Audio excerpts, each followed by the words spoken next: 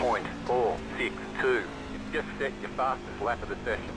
All right, now let's look at hot lap here. So I don't have my telestrator program anymore. Windows thought it would be a great idea to remove it. So we're going to be working with the replay for the time being. So that's okay. We can do slow-mo here too. So going into 3 and 4, really nothing to note here. You can be anywhere between the first seam and the wall and full throttle, and it's pretty much the same thing. The only thing that I will tell you is that you can't be right on the wall and exit because you want to straighten out your wheel as early as possible. So you see, I actually dipped down about half a lane in order to straighten out my wheel early, and that's how I was able to maintain my momentum. Okay, so turn 1 is going to be the big turn here. This is where all the time is made up and lost. So I make sure to get up right by the wall on corner entry, but you don't want to get up there too late or else you're not going to turn in early enough. You need to turn in pretty darn early for Texas here. So you see, I'm already pointing my nose down the hill even before this Texas sign. It's very, very easy to just drive it in too deep without having any turn, and you're just going to miss it, and you're going to have to slow way down to get your car to the bottom. So I point my car early to get to the bottom. I drive down the hill. Sorry, I should be slow motioning this. I drive down the hill about halfway before I even let out of the throttle, and then I let out of the throttle to half, and I just hold it. I just hold my throttle half and my steering wheel as much as I can without getting the car too loose. So I get the car a little bit loose with that half throttle, try to make that white line, and then as the car starts sliding up, I slowly raise the throttle. Now you might think, aren't you sliding up the hill too much? No, the whole point of this is I want to get as much momentum carried through the corner as possible, so I straighten the corner out. It's very natural for Texas to want to wrap that white line all the way around, but I just want to keep my car straight here because my car is already loose. It's already going to turn for me. So I just got to get it straight through the corner. So I slide up a little earlier than you would think is necessary, but that's how I maintain my momentum through 1 and 2. So you see, if I were to keep my car on the bottom, I would have had to stay partial throttle a little longer, and that would have made it so that I didn't have all that momentum down the backstretch. So even though I lost a bit of time not cutting the bottom, I make it up by carrying as much speed as I did through the entire corner, and especially for hot lap. Now for the actual race, it'll be a different line here that we'll talk about in a bit, but yeah, I really like this early slide up 3 and 4, or sorry, exit 2. All right, so we'll go to 3 and 4 here, and really not much at all to note.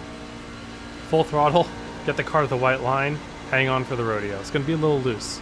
The setup is a little looser than we're used to at Texas, which is good. I like this set actually a lot. This will be a lot more fun of a race than when we have the super tight sets at Texas.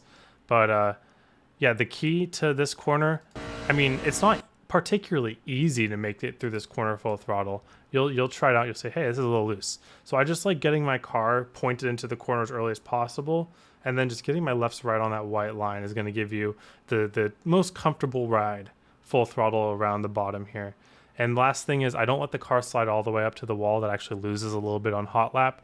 So I let it come up about a lane, but that's really all it needed to come up, so I'm not going to force it to come up any extra. But 3 and 4, a little bit more straightforward. It'll take some practice, but I think anybody will be able to do it with enough practice. All right, now so go look at the long run. Alrighty, now let's talk about long run.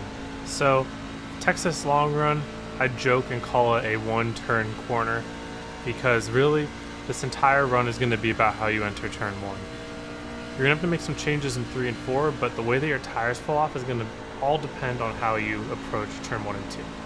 So the thing about long run, as I get loose already, just on cold tires here, but the thing about long run here is that you really want to keep your rears undo as much as possible and not do what I just did in that first corner. So 1 and 2, I actually really like a shallow entry for the short run up until maybe lap 10 or 15. When you widen out the corner, it puts a lot of unnecessary heat in your tires. Here I can just kind of get to the bottom and then drive the car straight up the track off the corner. The car is going to be rotating like that. Caught it a little late, but if you can anticipate it, it won't ever really step out on you. And you can run really fast laps while not doing too much to your tires. I do like not being full throttle in 3 and 4 quite the whole way through. If you give up a couple hundredths just for some stability, just breathing the throttle right on corner entry, that's going to pay dividends later in the run. So you see, I'm staying really close to the bottom, letting off early, and then just getting to the bottom, but then just letting the car slide up like this. And it might snap a little here on exit, but that way I'm keeping the right rear kind of grounded under the car so that I don't heat it up too early in the run.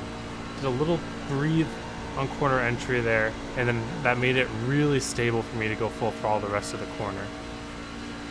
Especially with dirty air and draft mixed in, full throttle 3 and 4 isn't always the smartest thing to do. So we're just going to ride throttle here, and then I'm just going to stay partial throttle, and then as I go full throttle, I want the car to be sliding up the track like so. That's how you want to approach 1 and 2. This helps maintain momentum and not put too much wear and heat in the tires. And a little breathe in 3 and 4, then you get right back in it. The one thing, I missed it a little bit there, was you really want to settle your car right on the white line. I had to adjust, and that caused me to have a little bit of unnecessary wheel input. So again, you can go pretty shallow if you want to, ride the throttle, get the car just a tiny bit sideways but not kicked out, and then just drive the car straight up the track like this. That's going to be like the best 1 and 2 long run setup line. Oh, I hit the apron. 3 and 4, it will get increasingly hard if you don't manage your tires well in 1 and 2. Do a couple more laps here, so you see. Just go partial throttle, half throttle, just hold it, and then you just ease back into the throttle and just let the car run up the track. Look how wide this exit is of 1 and 2. You just want to really get to the bottom, and once you get to the bottom, you're more or less in the clear to start driving up the track. A lot of people will hold it down a little too far or try to late apex 1 and 2. The corner's so wide that late apexing really doesn't do much for you. You're really going to be set up as long as you get to that bottom 1 and 2. So you see here, I'm going to go partial throttle, get to the bottom, even miss the bottom a little bit. But I'm still going to drive the car straight up the track like this. See, I missed the bottom, so I got a little bit loose there, and it was a little bit sketchy, but it's crazy how I was still able to drive it all the way up the track and not get in any trouble with the wall. So yeah, 3 and 4 is going to get looser the longer the run goes. This is going to be a right rear saving affair. So this is why I'm doing all this. I'm basically trying to keep the car as straight as possible in the corners, getting it to the bottom, and then driving the car straight up the track. There we go. That's more what I was looking for. And then 3 and 4, even after a few laps here, my tires have burned off to the point where I really should be lifting just a little bit on entry. Then once I'm settled in, we can go full throttle. A little sketchy. Just gotta get comfortable with the car wanting to step out and not overreacting to it. So let's do one more lap here. One more time. Get to that bottom. Let the car slide up a little bit. And go full throttle as we come up the track. Little issue with the wall there. It'll be coming quicker and quicker as the run goes on, but you really don't want to put your rears in a situation where they're going to have to do the work for you, because then they'll heat up and 3 and 4 will become harder. See, 3 and 4 became harder for me there because I heated up the rears a bit in 1 and 2.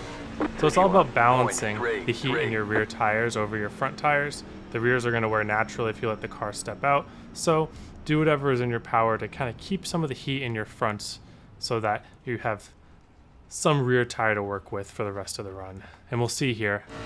For sure, yeah, 93, 97. You see how much more the rears wear, so definitely got to keep care of those. I slid them a couple too many times there in that little run, so that just shows you do whatever you need to do to keep from sliding your rears, and that's how you're going to be set up for the long run here at Texas. All right, thank you all for watching. Hope you have a wonderful day, and hope to see you all on the track.